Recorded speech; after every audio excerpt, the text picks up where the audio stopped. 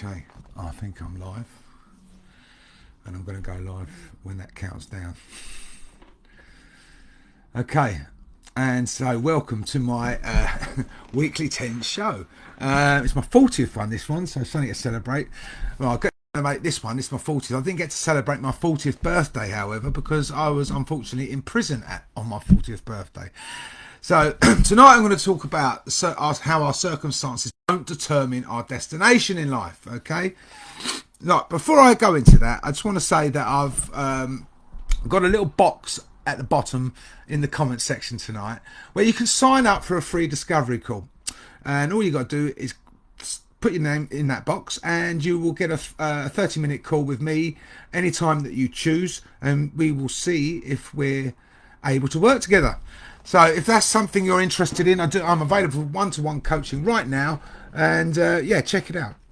Okay, so so when I went to prison, I remember quite clearly and vividly actually the day that happened, and I was sitting in a little room underneath the court after I'd been sentenced and talking to my barrister, and I clearly remember the guy, I wasn't keen on him, telling me that I'm never going to be released from prison.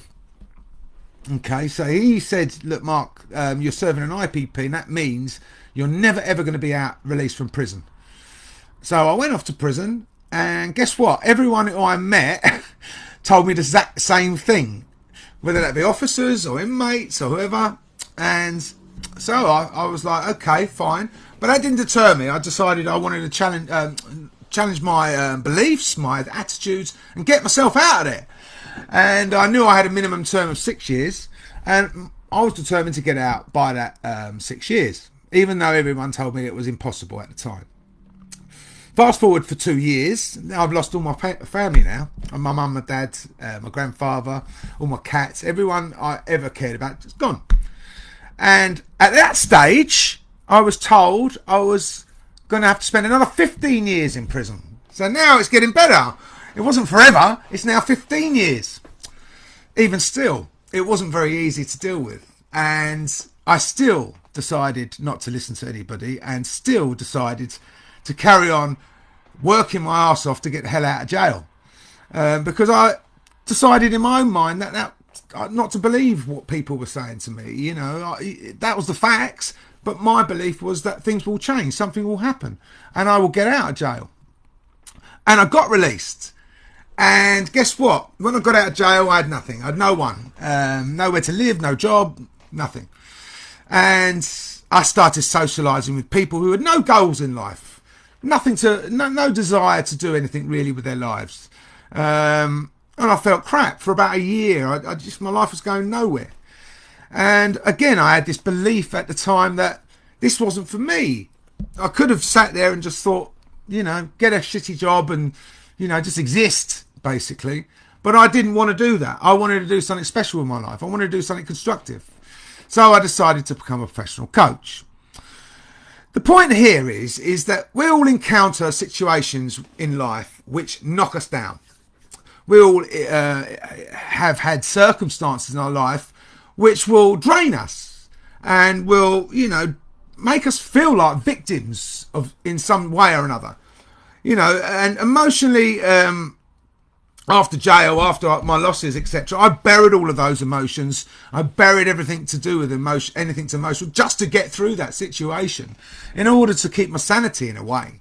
And it wasn't very easy, and I've had to deal with stuff since then, because of that reason. And on a couple of occasions since getting out, I've opened my heart up and started feeling like I'm opening up my emotions again, only to have to rush and put them back again because I feel like I'm getting hurt or whatever.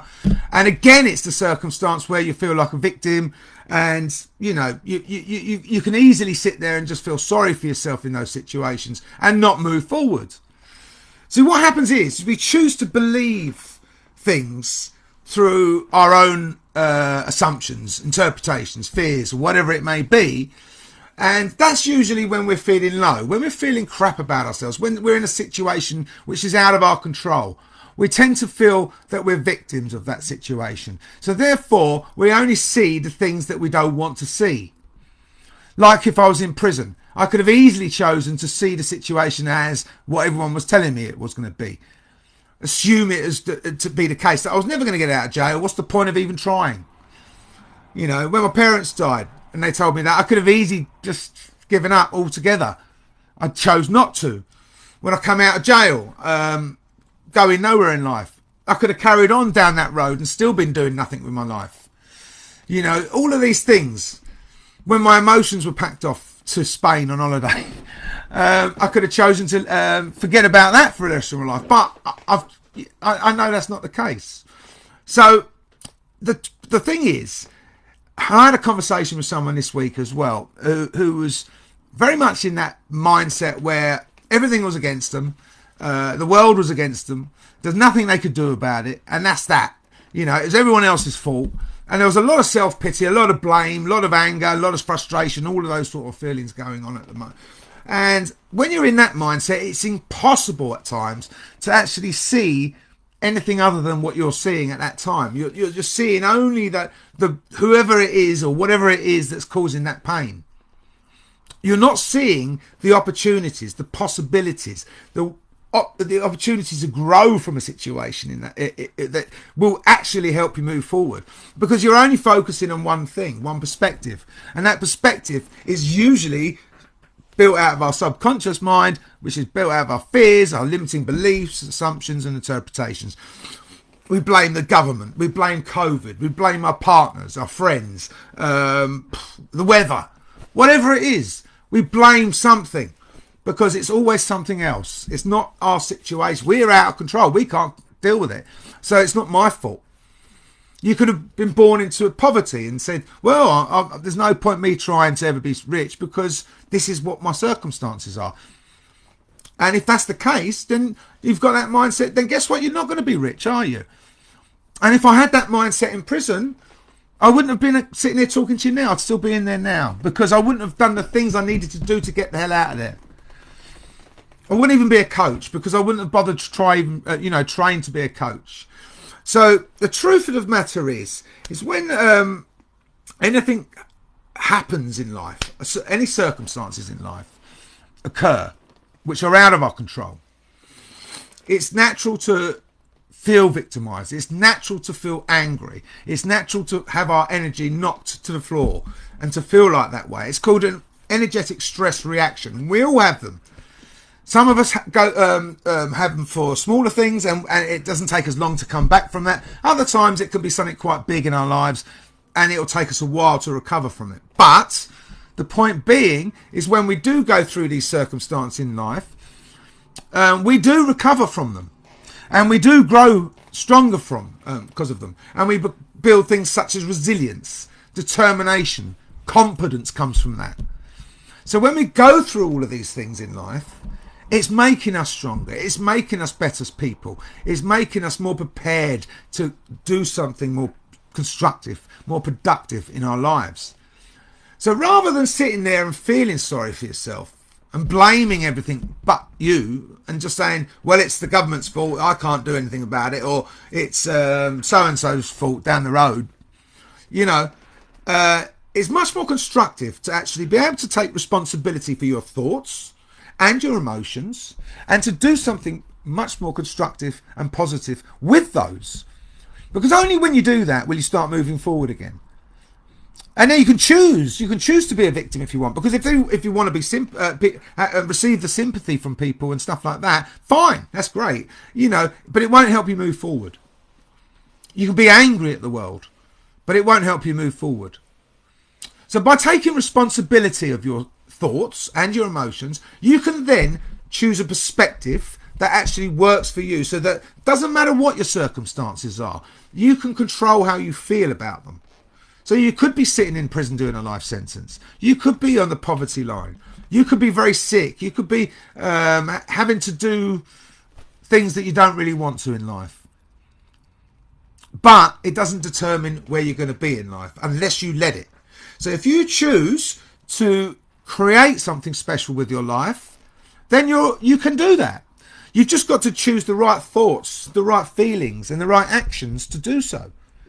And that starts with you. That starts with consciously being aware of what you're thinking at any given time and consciously creating the emotions and feelings that work for you in any given situation.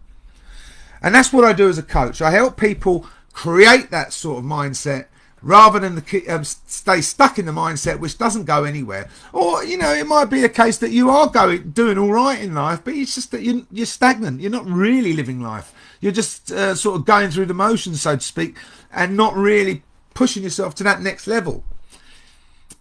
Now, I help you do that. I help you break free of these mental barriers that we all have, you know, fears, limiting beliefs, etc., and then start creating an actual plan, an actual structure, by using your thoughts and your emotions to build that.